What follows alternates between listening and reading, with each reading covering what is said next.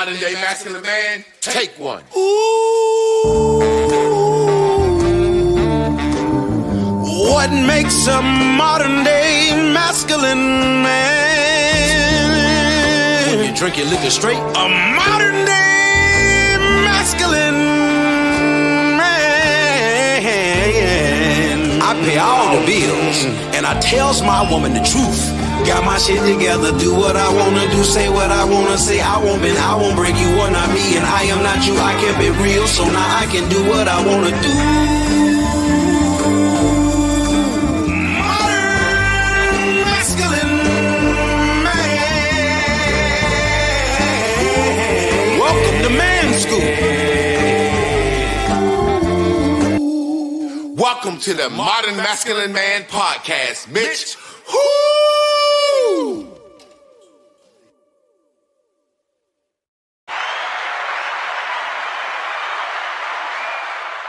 Welcome. Come one, come all. Don't stand up, don't slip, don't fall. It's another motherfucking, what we calling this shit? Tough Talk Tuesday. No, Tough Talk Tuesdays. I'm gone. I done already had that sage in me. I'm doing a little dance, and we ready to make a little love, get down tonight. Come on, man. I'm here another Tuesday with my guy, Trab P. Tough Talk Tuesdays, man. What's going on with you tonight, bro? Man, I feel good, man. Just ready to have a good moment, man, and be powerful in what we're doing. Yeah, man, we missed last week. Third Tuesday of the month, we do inventory at the job, so we missed last week, man. Man, it's been so much going on since last week. I don't even know where to start, man. I'm still in this phase of what I said was going to be known as the Great Black Confusion. And it seemed like week by week, more by more, they fucking with us. Come on. You know what I'm saying? I watched this guy, Gavin Newsom, governor of California. He's supposed to be running for president with AOC. Yeah. Now, AOC, that's the Spanish girl. She's worse than Kamala Harris. But this guy come out yesterday, and we ain't going to get into too much politics, but if you want to talk about it, you can talk about it. This guy sat on stage with his legs crossed, kicked back. Yeah, you know, when I was growing up, I wasn't that smart in school. I made a 960 on the SAT, and I can't read neither. I'm just like you. Talking to black people, they are so far out of touch. And I think black people don't understand how far out of touch they are when they think that don't offend us. It's one thing for somebody to come to your house, right? And for me, I'm going to tell you something about me. I don't care how close we are, and I've been knowing you. When I come to your house first time, and you say, man, get your cold beer out the refrigerator. For some reason, I don't go in folks' refrigerator the first time I'm in the house. I don't know what it is about me. It's like, it's my first time here. Man, give me a beer. Man, get you one out the refrigerator. Nah, man. I went back and forth with people, and they be like, you don't want no beer? I said, yeah, I want a beer. Get you one. Nah, man, you get it for me. Man, get you a damn beer. You at home, man. Da, da, da, da, da. And there's something about me. Before long, I'll say, man, I don't go in folks' refrigerator the first time I'm at their house. When I get invited back, that's when I feel welcome at home. And I don't know if that's something my grandfather put in me, but when I was a kid and people used to say, my grandma said, you welcome. My granddad said, I don't know if the motherfucker welcome yet. Yeah. My granddaddy would say, when I invite him back again, he welcome. You see what I'm saying? So it's like something about me that says I ain't going in your refrigerator. I don't go in my wife's pocketbook. I'm trying to come up with a scenario that black people know ain't right. Like when you was with your mama and she take you over your auntie house or one of her friends' house, my grandma used to tell me, if they offer you something to eat, tell them you don't want none. You know what I'm saying? Almost like you ain't gonna look like you hungry everywhere you go. And everywhere we go, and they offer me something to eat, I look up at my grandma. And then they said, boy, you can have something if you don't want nothing. I'd be like, no, ma'am. So the point I'm making is this guy don't know to say, I made a 960 on the SAT. I can't read like y'all. He don't know that's offensive. Not only don't he know he offensive, he think he really down with the get down saying that shit. I made a motherfucking 1160 on the SAT my freshman year in high school, and they was like, "You taking it again?" I was like, "No." They said you need to make a 900 to go to college. I ain't even take this shit again. But man, how do they say the things they say to us, not knowing it's offensive, and we still don't ever get upset? The bitch from New York said black kids don't know what a computer is. What you think about that shit they got said? But look, this is fucked up shit. Black people got upset. And instead of this motherfucker saying, you know what, I'm sorry, I shouldn't have said that, y'all took it out of context, his response was, well, damn, Trump put a monkey on Barack, y'all ain't say nothing. I was just talking about my dyslexia. Now, we know this man won't talk about no dyslexia. But then I've seen him in other interviews talk about how well he can read, how well versed he is. So I'm just like, when do we get tired and say, what's going on with us, Trav? What, man, it's syndrome that bad. What's going on with us? Yeah, it's Black History Month, man. I did an experiment last week, and I'm gonna do it right now. Fuck Trump. Trump ain't shit. Trump a racist motherfucker. If I just start off with that, I realize I can say any goddamn thing after that, and people go say, yeah. So when you've been trained to be triggered by certain ideas, and all we know is Trump is the racist, and we lose our identity, we lose who we are. See, we every goddamn thing. We Democrats, we all of this shit. So now you get white folk playing with you because they got your attention thinking hate over there. But see, they still white folk being white folk. But the line done got blurred. See, you think y'all the same now. So now they playing with you. Right? And that's where we at. And we're getting triggered by who we think is racism. Is racism real? Let me tell you something, man. It can't never die. Because it's a part of someone's survival. That shit innately in them for a reason. It's in me for a reason. It's a part of survival. If they lock 50 families in a dome and don't let nobody out and nobody in, and they say for 100 years, this will be a social experiment. In 100 years, we'll lift off the dome. If the white man don't have a system of separation, it's a possibility that he can't survive in exactly who he is in the moment. It's part of their survival. So it can't exist. It can't not exist. So we got to stop having these unrealistic fucking ideals of something that ain't real. Let me tell you some real shit. 3,000 years ago, a chicken came to a man in Thailand. And man been eating that motherfucker ever since. And it ain't nothing that 3 chickens can communicate with each other. I watched 3 chickens today at a stop sign in a Mexican yard. So it ain't nothing they can goddamn say 3,000 years later to stop man from eating his ass. It's part of our survival. If you expect a fish to climb a tree, you're going to always be disappointed. God damn, y'all, it's Black History Month. And you know what, man? This is why I say again, I wish they would have never let niggas on TV, radio, the movies, or professional sports.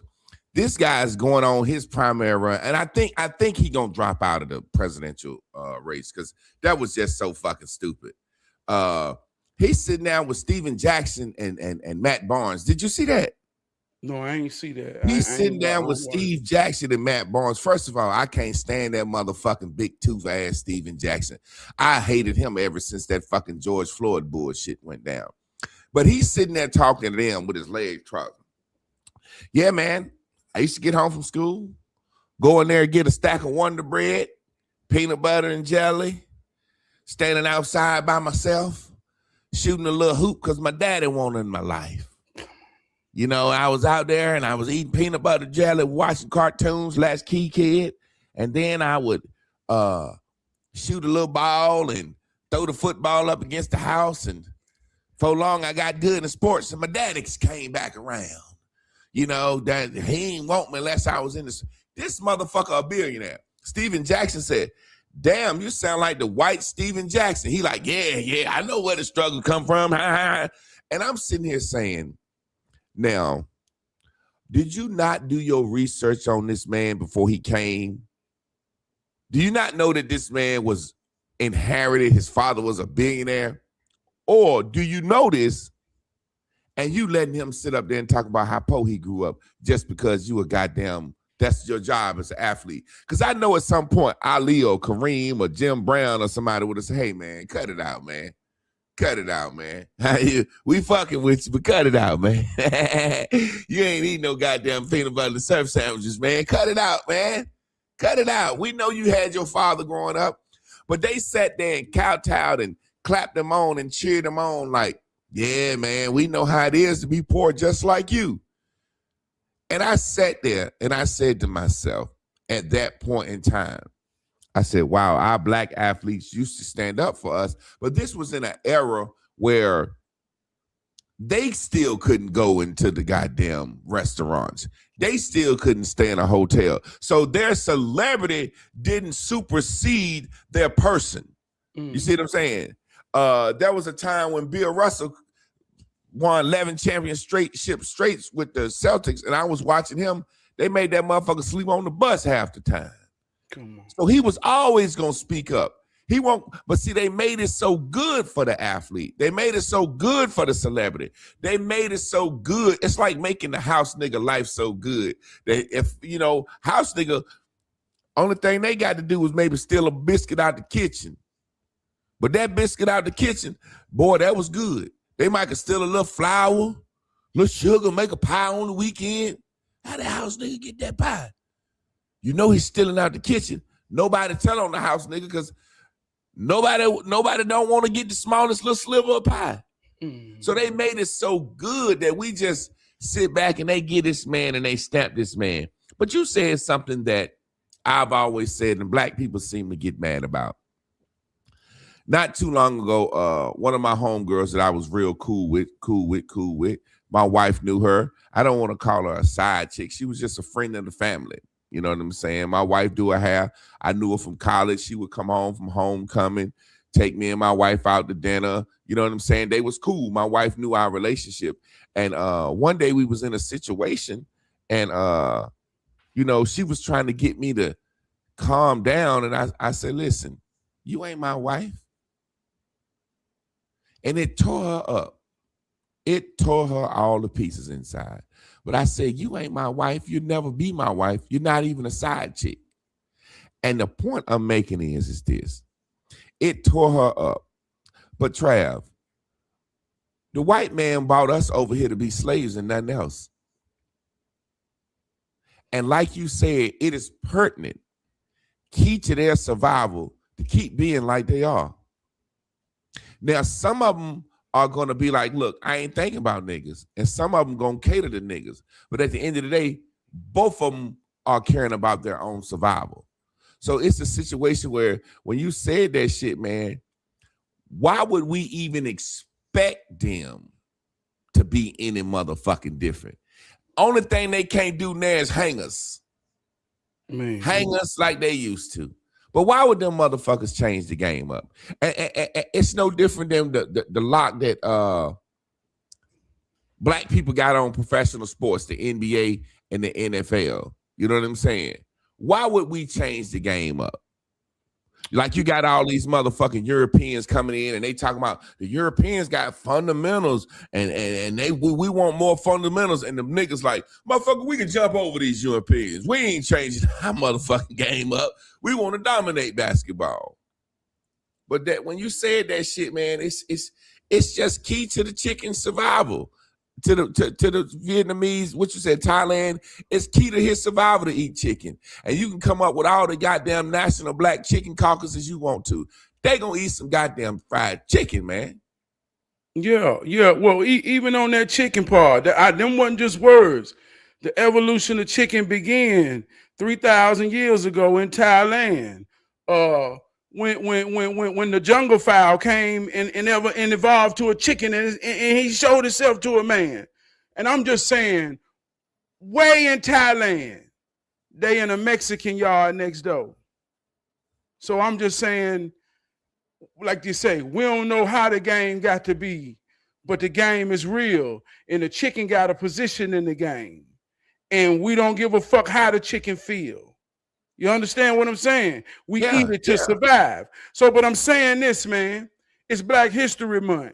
There was a time during this month we were said loud, I'm black and I'm proud. Said loud, I'm black and I'm proud. Black and white is American construct. This ain't deep. Black and white is an American construct. Black history started at the shores. Beyond the shores, beyond 16 or 20, around that time or whenever we reach the shores, it becomes African history in a diaspora way. But something real happened on the shores that cultivated one of the most powerful people in history.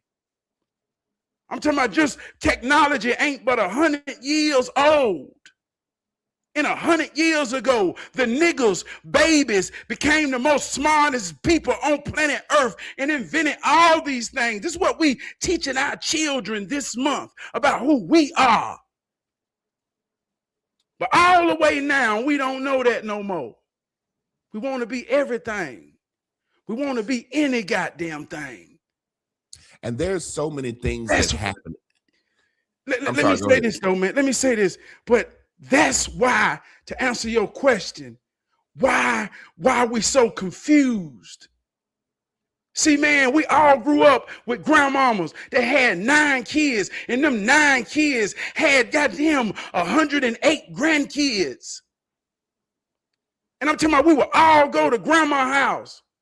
Man, I'm from Charlotte, North Carolina. Man, I'm one of the most populous people in the city. I ain't saying that egotistically. I'm saying I had cousins in every neighborhood damn near you could think of in the city, and our bloodline was real. So no matter where I went, I was accepted and met the leaders. So in Food Line, no matter where, my children say, Daddy, how you know so many people? This ain't deep. So we knew who we was regardless of what identity you went to get when you went to college. No matter what identity you got when you went to church. No matter what identity you got any goddamn well. We knew who we was beyond words. Now we any goddamn thing and they playing with us. And they watch it. They watch it. It's a situation where you were saying we anything. I was talking today. When I was in Japan, the street food that they sold was entrails, animal chitlins, hearts, tongues. And Japan is the most, I was actually in Tokyo. Tokyo is the richest city in the world, and it's the most technologically advanced city in the world. And them motherfuckers on the side of the street, cup of chitterlings, beef hot, cow tongue. And I was sitting there, and I was looking at the guy. I said, man, and Japanese, they pride themselves on being very intelligent. Like them motherfuckers will tell you the wrong directions if they don't know it. They don't never say, I don't know. So I'm sitting there and I'm talking to the guy, and I said, man, y'all got chitlins. I said, y'all got that from black people in America. He said, he said, Japanese eat pig when African didn't eat pig. And I got to thinking. And you think about those Muslim countries in the Middle East and North Africa, them motherfuckers ain't eat no pork. This is before slavery.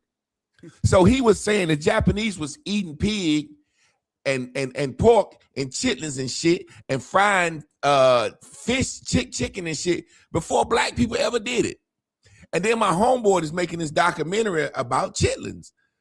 And black people actually the last people that start eating chitlins. But we swear up and down, we'll take our biggest misfortune, because we had to eat the leftover chitlins, and turn that into, we created chitlins, and we created eating pig stomach because we had to. No, motherfucker. Every culture on this earth, the poor man that raised animals or caught animals ate the fucking entrails and sold the best cuts of meat. And that's what the white man did. Ate the best cuts of the pig and the cow and gave us the leftovers. We think we invented that. What I'm simply saying is there's a lot of stuff that black people have done as just a direct result of surviving. So get what I'm saying. If you're the worker group, who gonna work? Technology's job is tech and knowledge. It's to make work easier. So if you a slave, you goddamn right you gonna invent a cotton gin. You sick of picking goddamn cotton. You will figure out and manifest a way in your head that said, shit, master got that wheel up there. Goddamn shit, I don't know nothing about no electricity. I don't know nothing about no goddamn nothing. All I know is my goddamn back hurting, and I've been looking at them motherfuckers' hands moving, picking that goddamn cotton. And before you know it, Eli Whitler then came up with some shit. You know what I'm saying? The stuff that we've invented was out of survival. So what I'm saying is, there's a saying, and women get mad when I say this. They say, having a baby is the closest thing to death. I say, it can't be closer than getting shot in the head or hit by an 18-wheeler. This some shit y'all made up. Having a baby is natural, and you gonna have that bitch, or you gonna die. That baby coming out your motherfucking body. And so women take something that they do natural that they got to do. You can't hold a baby in your body. It start contracting. Now, you can scream and and some people have said, cut all that goddamn screaming out. They had babies easier than that. We don't give a fuck about all that. But guess what? That motherfucking baby coming out of you. So it's like they've attributed having a baby to strength, like it's something that they can do. There's something they can do. And that's what black people are doing. We're taking a survival lifestyle, and everything we surviving off it, people really looking at us and say, how them niggas ain't depressed? Why they ain't killing the white man? Why they ain't overtook the country? Well, they just surviving.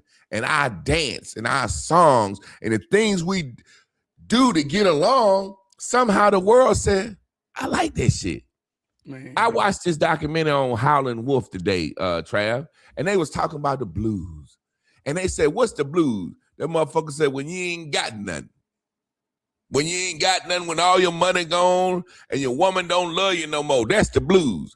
Now, think about this, Trav. How many black men back in that era, fresh out of slavery, didn't have a job, didn't have nothing going for them, scared of the white man, and the woman leave him, and that motherfucker sat around and said, my baby left me, I don't know. And that shit turned into one of the best sounds of music ever. Out of sheer goddamn, I'm hurting, man. Come on, man. Come on, man. Come on, man. We're doing a lot of stuff as a result of survival and pain that the world is looking at, and just because the world like it don't mean it's right. Why do we have to sing the blues? Why do we have to sing the blues? Well, because we was motherfucking blue. If they want to pressing us so hard, we wouldn't have came up with the blues. And then after a while, we came up with rhythm and blues, to where it used to just be blues sitting around there, and then they put a beat behind it. My bitches ain't leaving, my woman. And before you know, we got R. Kelly and Chris Brown. Yeah. These things are being birthed out of pain and survival, and we acting like we just sitting around analyzing shit. Yeah, let's create the blues. That'll be the best music ever. Yeah. Man, I know that was a lot. No, you said a lot, man, and I want to go way back. I want to come through even what you saying about the food in a sense. Man, I said some real shit 3,000 years ago. A chicken came to man in Thailand. Now, in 2026, through the struggles of black culture emerging, we've been tied to chicken. Can't nobody fry chicken like black people. Every Sunday, chicken, when we die, chicken becomes a part of our ritual. Chicken is the foundation of soul food. See, we tied to the chicken.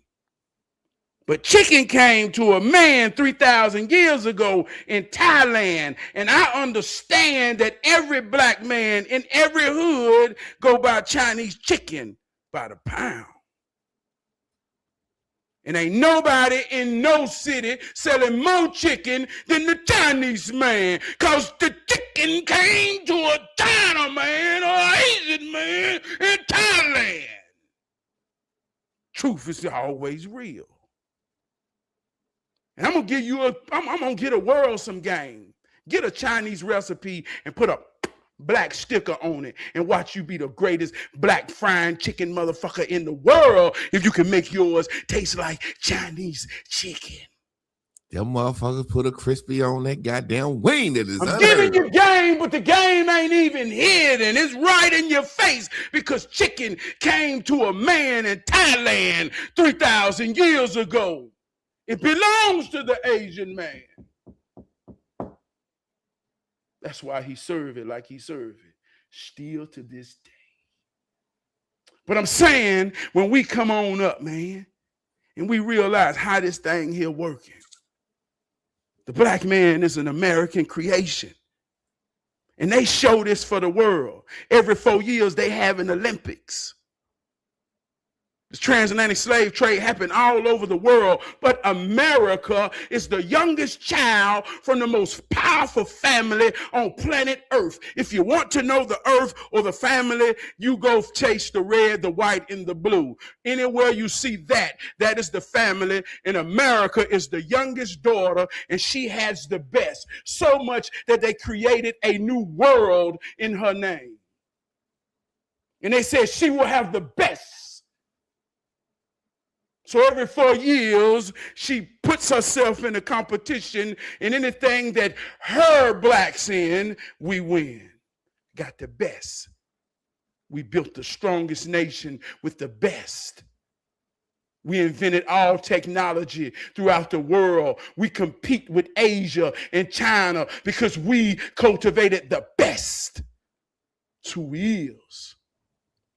A diamond is the most precious jewel. We understand that the diamond comes out of pressure. Bobby Womack is one of our greatest blues singers. They got him hooked on the needle, hooked on the pen. I'm talking about pumping it in them. If you think you're lonely now, baby, yeah, wait until tonight, girl. Man, that shit was in his soul because heroin was kicking his ass and money couldn't save him. And he knew he was causing his family pain. And he was singing from a place that people can't understand as a goddamn man. And every time he would try to climb out of that, they say, Bobby, it's time for a new album. Put that needle back in your goddamn arm and give me that pain so our greatness in the history comes out of pressure. That's the soul in us. Mm-hmm. The pressure. Mm-hmm. The pressure, goddammit. Trav, you just kicked on to something, like I said, growing up in church. I grew up in church, and I remember going to services where they would have what's called testimonial service on Sundays after the church, 10 to 1. And they would have the singing after church, which was like the old local men in the quartet that smoked reefer, that hoes. They had a little quartet. Well, I learned to lean on and trust in the Lord. Oh, and I trust him. And them niggas up there with their guitars and da-da-da-da-da. And in between each song, they would let somebody do what's called a testimony. And these would be what I felt like should be happy times. We in there worshiping the Lord, and people would stand up and they would tell the worst Thank.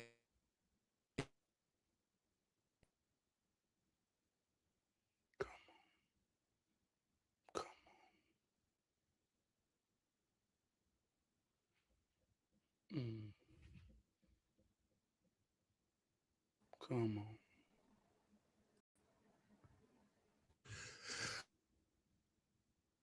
I don't know what that was. That's the devil. Boy, good God, oh goddamn mighty. Come on, baby. But it's necessary. We nigga, I don't know. Shit, we still alive too. Good shit. Yeah, work to it. Work Can you to hear it. me? I hear you. I hear you. Yeah. So basically, they would be revving themselves up for pain. That or the testimony is, I woke up this morning, my feet was hurting, and but God said, still go to church. You know what I'm saying? And they would tell the most worst story. So let me give you a quick example. I woke up this morning and I looked over and my wife was dead. And I said, Lord, before I call this morgue, I need to go see the church house. I need to go see the Lord. And then they were just talking. You know, my wife been there. And then all of a sudden, my wife died this morning. My wife died this morning. It's like they need to hype. You know what I'm saying? It's like listening to a Tupac song. They're never taking. I used to listen to that Tired of the Pain from that Above the Rim soundtrack. Boy, that shit used to get Chris, she coming in here. That Pain from Tupac used to get me going. And it's like you ever see a woman going through something and she said, let me get some ice cream and sit around and listen to some sad songs. They want to feel good in that pain and wallow in that pain. And that's what we be doing, wallowing in pain. But boy, that sure good. Man, my bitch left me.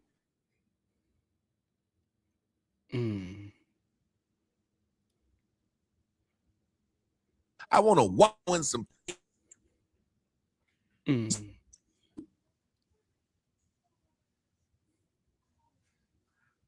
This shit froze for some reason. Yeah, do it look like I'm freezing on your end? Yeah, we good. I hear you though. Come on.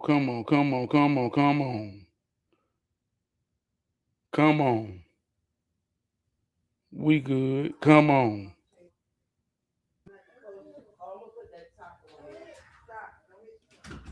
Yeah.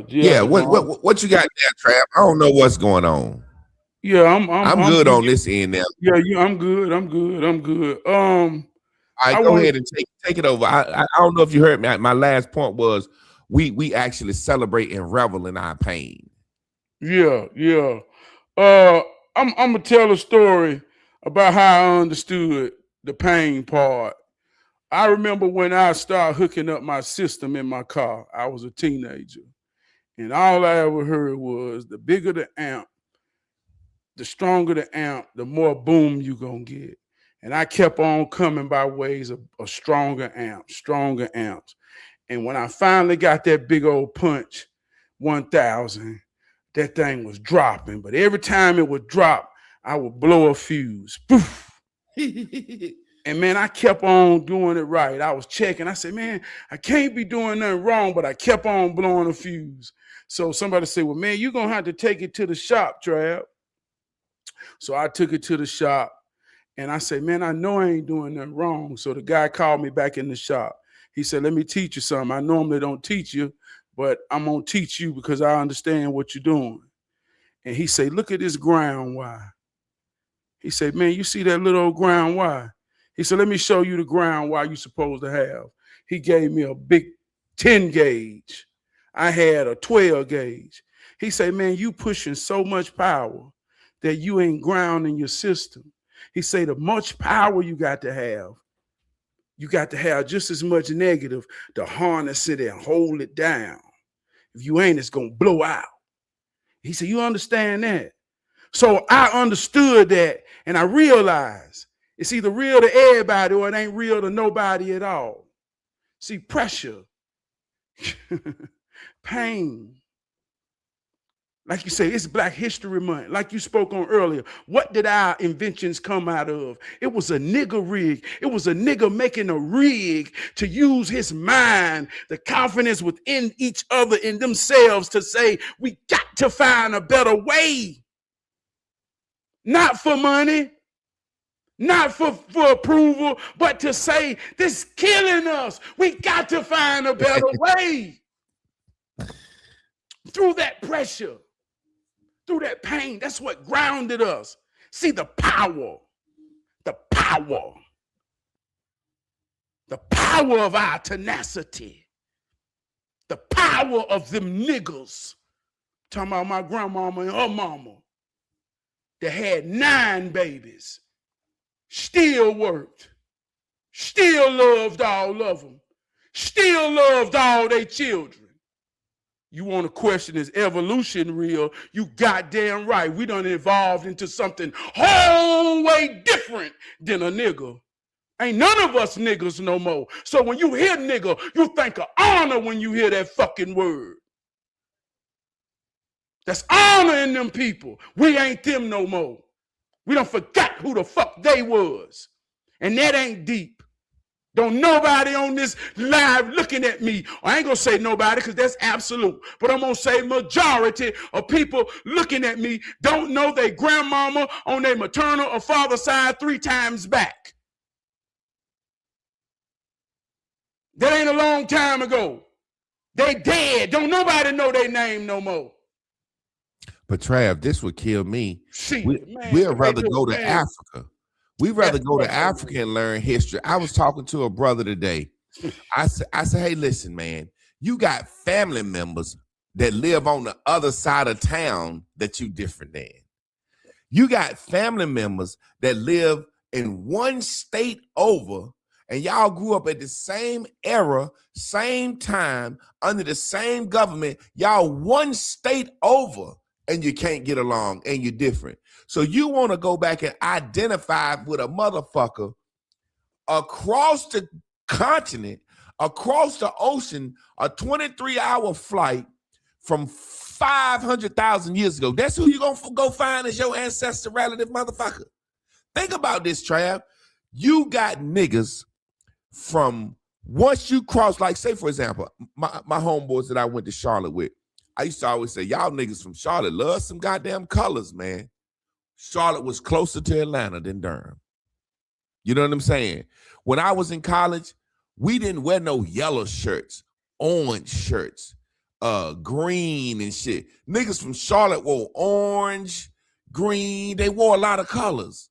And I said, well, that's closer to Atlanta. It's if you going south, Charlotte is the biggest thing to Atlanta, then Miami. You see what I'm saying? Mm-hmm. So the point I'm making is, I got relatives that used to come down from New York and New Jersey, and they look at the South like, ew. But this your grandma. Ew, I don't want to eat that. Ew, I don't want to eat that. So you mean to tell me niggas can be that much different growing up in the same era, but 2 states over, and you want to identify with a fucking African from 5,000, 6,000 years ago, and you don't want to deal with all the Africans. You want to identify with some Egyptian motherfuckers, the smart shit. So that's what I say about us. We cherry picking what we will and want to identify with. You know what I'm saying? It's like we decide what we picked. Like I was talking about the food today. I was like, it's okay. The biggest side in black and black eatery is macaroni and cheese. That's Italian. That's Italian. So we just grabbing on the shit that we ain't got nothing to do with. And that's why people play with us. I keep hot sauce in my pocket. You ain't black if you don't know how to know it, because everybody can tell you what black is but black. Because everybody watching black, people don't realize that black is just that bastard child that wants to be accepted. Come on. We don't realize that. Black is an American bastard child that wants to be accepted. See, America is the white man. Black is that bastard child. We got rights to the country, but we don't want to take all the rights. Fuck American government. Fuck the government. No, nigga, you a bastard child. Amen. You get all the rights to the American government. Just be that bastard child. Everybody else on the world stage wish that they can be you, bastard child, and you don't want to be that bastard child. You want to be Indian. You want to be Hebrew. You want to be African. You want to be Greek. You want to be everything but the bastard child you is, that everybody will give a fucking arm and leg to be who we are. Man, let me talk black history. Like I say, this shit ain't deep and this shit ain't old. My daddy went to segregated schools. All his siblings went to segregated schools. They children, which is my generation. See, this ain't deep. People that was born in my daddy's generation, they got a burnt hole on their shoulder. Everybody all over the world, we talking about fucking vaccinations. Go tell your mama, call your mama. If you 62 and older, look on your shoulder. Be real enough to say you got a burnt hole on your shoulder. So them people, children, is the first diamonds that America has really created under pressure. My generation, we went off to college. We smart right now as a black man, understanding that I was cultivated by some real black folk. I go stand in an office full of white people who don't understand or do understand the pressure that I carry in pride and honor, and I rep a fucking yet.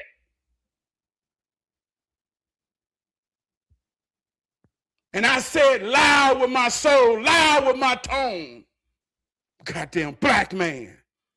And you can't play with me because I don't want no misunderstanding and I'm unapologetic. But when we don't understand who that is, see, we'll take a Barack Obama, and this ain't no disrespect to Barack Obama. This truth, I'm talking about black was built out of the pressure of America.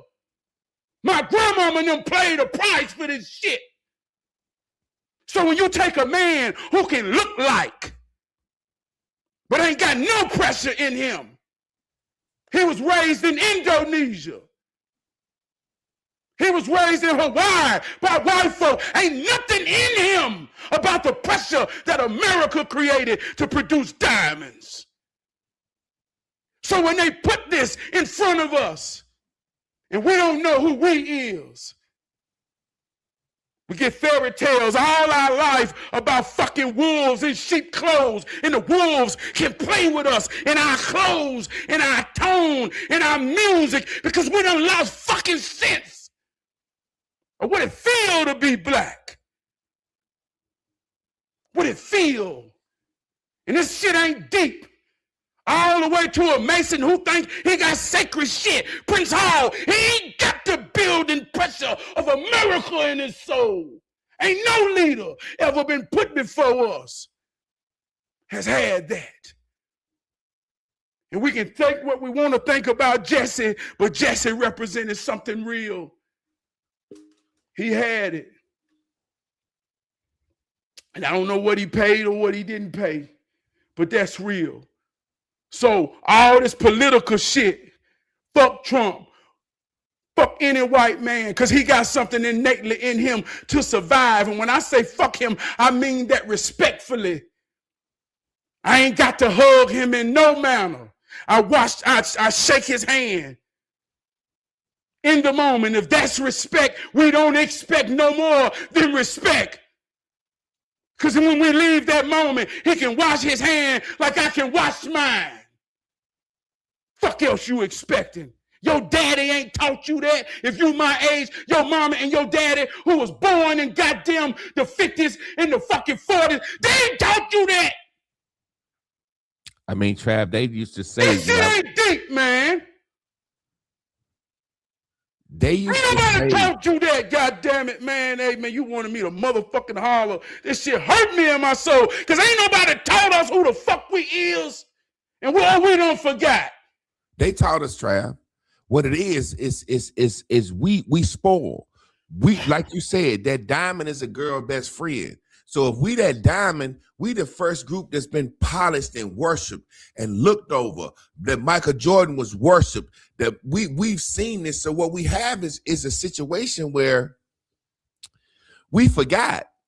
They told us growing up, black man you take 2 steps forward, the white man push you back. You got to be 10 times better than the white man. They told us all this shit. When did we get to the point where we wanted it to be different? Like my granddaddy used to say, boy, you got to take 10 steps, the white man take 1. You starting off behind the 8 ball. They told us this shit. When do all of a sudden a group of refugee slaves in the land say, I want the master's table, goddammit? That's what we're not understanding. We don't realize how blessed and lucky we are because we didn't free our motherfucking selves. We didn't have a revolution and free ourselves and overthrow the government. The white man got a little nicer.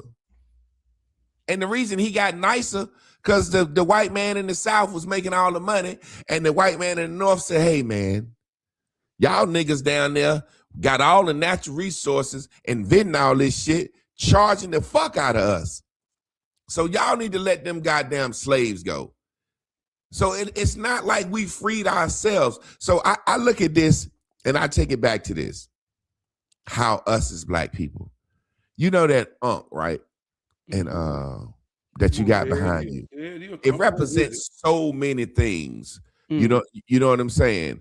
And I remember reading some literature saying the was representing a woman squatting down to have a baby. I remember my grandma used to say, yeah, I birthed so many babies in the cotton field. Motherfucker, have a baby, cut the cord and keep working. It won't that hard. You see what I'm saying? It won't that hard. The white woman come along and she's so fucking lazy, she don't even realize, hey, if you're standing up or squatting down, think about how a woman squat down. You see that head and them 2 things sticking out? Think about how a woman looks squatting down. If you squat down, the baby's head automatically, gravity gonna pull it upside down and the head gonna drop first. And the baby drop right on out. But the white woman was so lazy, she said, oh, let me lay down and kick my feet up. And you got to do all this goddamn pushing. But in other nations, they don't do all that pushing. They just squat down. My grandma said she delivered 3 of her own children squatting down, just dropped them out of her hand. So now we have a situation where a woman is saying it's still the hardest thing you can ever do, but she can get a shot in her back to take away the pain. She can get meds. And if she don't like laying there too long, they'll cut it out of her. At one time, you didn't have this option. Baby, you better squat down and have that baby or you gonna die. And we acting like it's harder now than it was then. How was them old folks living so much longer with less back then? You know what I'm saying? And I looked at this lady sent me this shit, and I'm gonna let you have it. That fucked me up, right? You know how we say them old folks, they drank and they did this? Well, back in the day, the lady sent it to me. A Gatorade was sugar, lemon, water, and salt. A Gatorade is 50 chemicals now.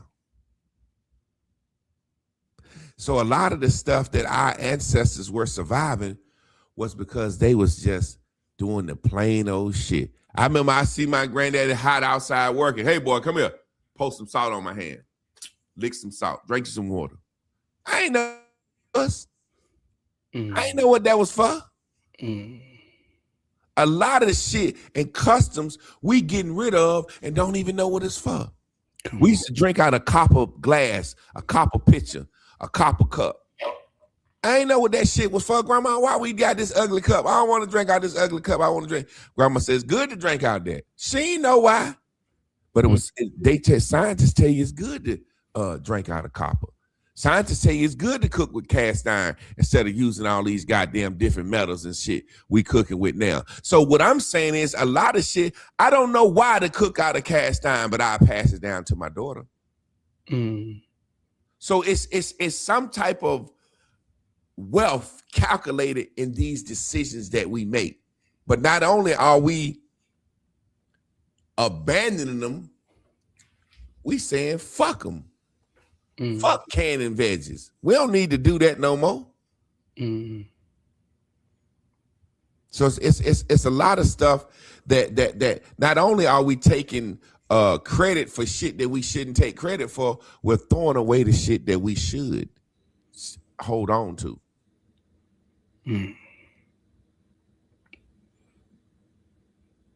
Man, we come a long way, Javon. Boy, sometimes I think we went the wrong way, like we talk about evolution in America and Black history. America got a particular history about the white man and his woman. They got a real story. The white woman got a real story. It ain't got nothing to do with us, but she got a story. She stood beside her man, but I don't know if he ever or she ever felt that he had a value in her. You know, a black man could vote before she could. She said, well, baby, you've taught us and the children they ain't shit, but baby, seems like you respect them more than me, baby. How did he get rights for me? He said, well, Sue, we'll get you. I ain't talking about a long time ago. I'm talking about Black history. I'm talking about my grandmama. She was the help for Miss Wright, a psychiatrist. Her Miss Wright husband name was David Wright. Him and his son was one of the first persons in America to sail around the earth in a private boat. 2 doctors. My grandma raised the children to help. They became doctors, dentists, and lawyers. My mama speak because in a way that my mama worked for Miss Wright and them. I remember we was the first person to have Converse in the school. We was associated with Miss Wright and them. So I ain't talking no shit that's make believe, but one thing about Miss Wright had to accept about my grandmama is that her husband trusted black women more than they trusted the mother of their children to cultivate them in their most vital parts of years. He thought that less of his woman. That's why that bitch so mad and got trying to get everybody on her team against him. Listen, I say that all the time. It's the white woman behind all this shit. Listen, man. She got to fight. She got to fight. She envied that black woman.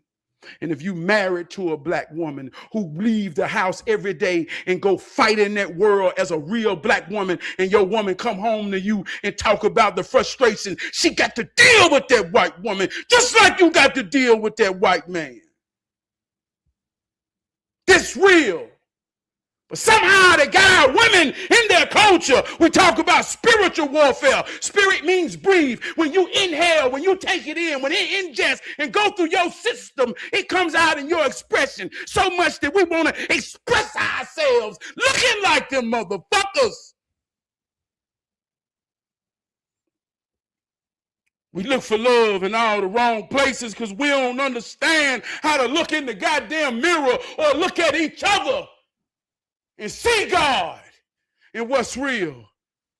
So we stand up on TV and fight her fight and cry her cry, trying to look like her. And I say we, I'm talking about all of us, my mama to my goddamn daughter and my wife, all of us. Gotta realize who we is, man. Granddaddy said they got a disease called a can't hepsis. We can't have it, man. It's crazy. The sad thing about it is when you got somebody that speak against it, he's poor or can't afford it. You know, it's so many things that I've spoke against and people say he can't afford it. I'm like, really? I can't afford it? No, motherfucker, I don't want it.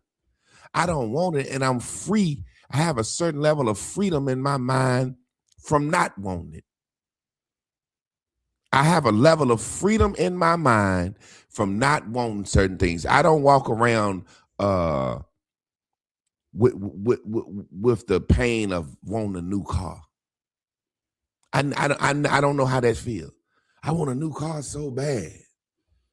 Man, I want some diamonds so bad. I want to do this. I want to go to an NBA game so bad. I want to do this so bad. I don't walk around with that on my head.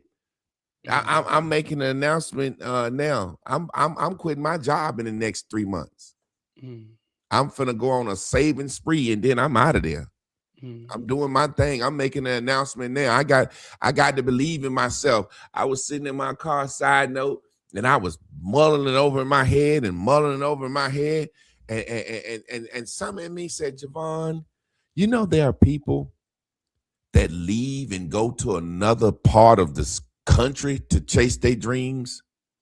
There are people that leave, get in their car, they ain't got but $300, and they ride in their little raggedy car, and they drive to another state, and they say, I'm chasing my dreams.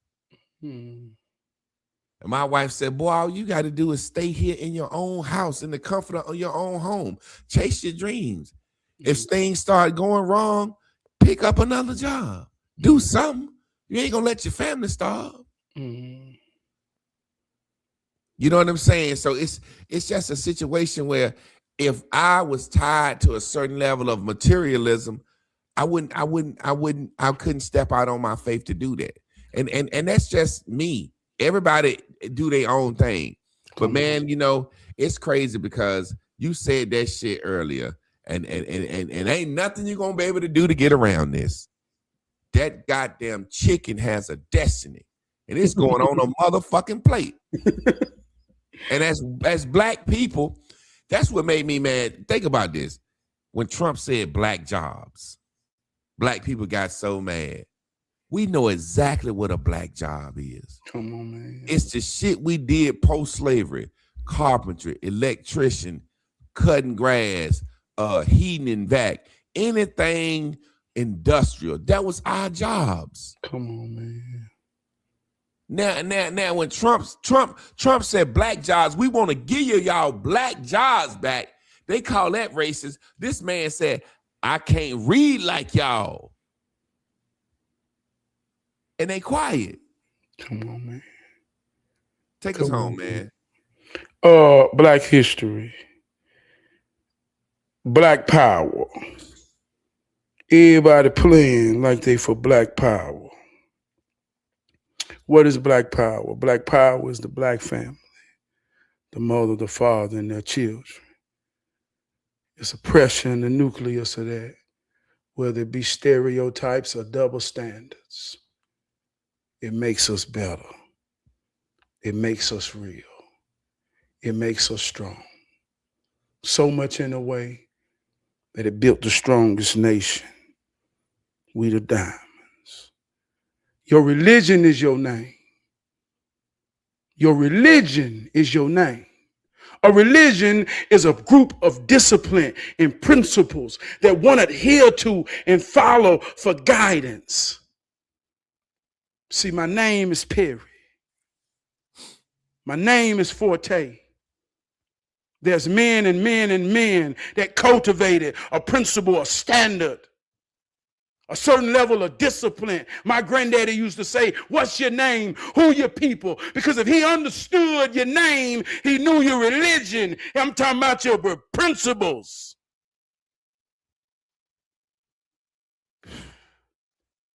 Your religion is your name. Your reason. Old folk used to say, you ain't got no business over there. I could go anywhere in this city. People say, man, I remember you couldn't go over there. I say, man, I could go anywhere. He said, how you feel or why you felt like you could? Because I had family everywhere and I only went where I had a reason. And when I walk in reason, I don't feel shit. I had business. But if I ain't had no real business over there, yeah, that's the way victims happen. See how that works? Mm-hmm. But your name is your religion. As long as my name good. You understand how this works, but I want y'all to understand, if you got to identify other than your name, Because when you go fill out an application, it asks you ethnicity. It says, are you African American, Hispanic, white? It go all the way down, and it even give you the choice to not answer, but I'm going to answer that motherfucker every time because you're going to see my name and you're going to know I'm a black man. And I color in the lines in real life with every experience I get after that. But if you got to identify with more than that, in this moment, going forth, don't you say a goddamn thing about black power. If you ain't trying to go, understand, rebuild, connect, or keep a man, a woman, and their children together and fight that fight, don't you say a goddamn thing about black power. Negative is necessary. How old you get? If you've been together 40 years, the game's still on. You got to wake up every day, run the play. She need things for her soul. You need things for your soul. Y'all got to depend on what each other need to be efficient and sufficient. If one of y'all understand or lose the connection, it starts to not work. You got to work every day for the rest of your life. That's black power. And there it is, man. And you summed it up, man, because anybody with any sense know destroying our family destroyed everything. Because black folks been dumb forever. Black folks been poor and uneducated forever. My granddaddy couldn't barely read. He said, boy, let me make my mark. I remember my granddaddy got sick when he was older, and he sent me to the store in his truck, and I won't even drive it yet, about 14, 15, and he had a check. And he said, go up to the store and get these things. And he gave me a check. And I said, Granddad, I can't sign your name. He said, boy, just make my mark. And I never forget when I got to the store and I got all this shit. I put it on the counter later for the white lady. She said, you gonna make his mark? I said, I don't know how to make his mark. She said, he just make an X. Ain't that some shit? But that goddamn X, he couldn't write his own fucking name. You ever notice that? Let me say something quick before we get out. You ever notice when you was a kid and you got a signature from a doctor? Mm-hmm. When a doctor's signature, it don't look nothing like his real name. Mm. If his name Trab Perry, you might notice the T and the Y on the end of that motherfucker. Mm. Reason being because a doctor made a mark because he didn't want you to be able to fake that prescription.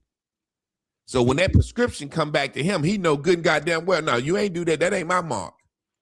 So my granddaddy mark was like a little X. And but that motherfucking check cashed just like anybody else because she knew who he was. Come on. You know what I'm saying? Trav, we're gonna get on up out of here, man. I had a wonderful show, man. I think this is a beautiful show. Sometimes I feel like I say to myself, are we too angry? Are we too sad? Or is it? But this is just what the fuck is going on, man. I don't know how to talk about nothing else. That shit pissed me off, man. I mean, I don't know how to come on here and say, the Grammys this week. I don't give a fuck about the Grammys, man. Let me tell you some real shit. Like we say, being frustrated, under pressure as a man, this shit real out here, dog. And I cherish this moment, like you say, to just get on here and fucking express myself. Let my ego go in a roaring way. Because in real life, man, cause and effect is real. And it's like understanding your strength and your power to know you can't go full force all the time because you can hurt people. So that shit real as a man. And after being polite all day, respectful all day, being the bigger person, letting my ego die in moments because my consciousness says, man, you above that, man. Don't you got to rise above? And I defeat all of these type of things that frustrate me in this moment. In some moments, whether it be at the barbershop or on the phone, be unapologetic to tell the truth from your soul. It's necessary. So don't apologize. And it's a million podcasts. It's everywhere where people saying every goddamn thing. But I know what we say, and especially what I say, is way deeper than what you hear. I think it's something powerful in what you feel. Well, look, y'all, before we get out of here, I'm just making an announcement. Like I said, I'm about to be transitioning so I can be free during the day. Bears and Bubbles is coming back when I quit my job. I'm specifically quitting it for that. I feel like me teaching Bears and Bubbles is what's going to keep me alive. It's my passion. I love to teach my people. I love to see my people grow and manifest. And you know what I'm saying? Third shift it's been long enough for me. You know what I'm saying? As far as leaving my house at night, leaving my family, which I'm not saying vulnerable, but you know, as a man that's not in the house, last night it really summed it up. All it takes is last night I was walking in my bedroom, my ceiling fan was running, and I just felt like I heard it shake a little bit. And I looked up and I said, let me turn this off. And when I pulled the cord to turn it off, the whole goddamn fan fell out the goddamn ceiling on me, and it was spinning and it hit me. I said, damn, that's right over top of my wife's bed. That shit could have fell on my wife, could have fell on my daughter. And when it hit, it was like the cord, the whole fan fell down. And then I turned the power off in the bedroom. And you know, when I cut the goddamn cord, it must have been some power left in that motherfucker, because that motherfucker sparked and burnt them scissors up. I don't know why the fuck it ain't hurt me.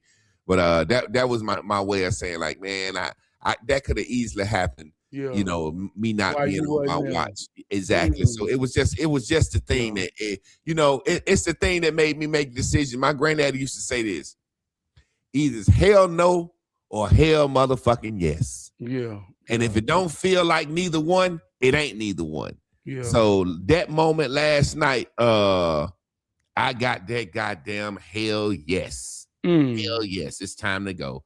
It's time to go. It was that clear to me. And I said to myself, you know, working third shift, I gained some weight. I ain't sleeping as much as I want to. When I was home the last couple of days, my wife said it felt so good having you sleeping in the bed. You know, and my daughter slept in her room, because when I'm not in the house at night, my wife want to hit her. So she sleep in the bed with her.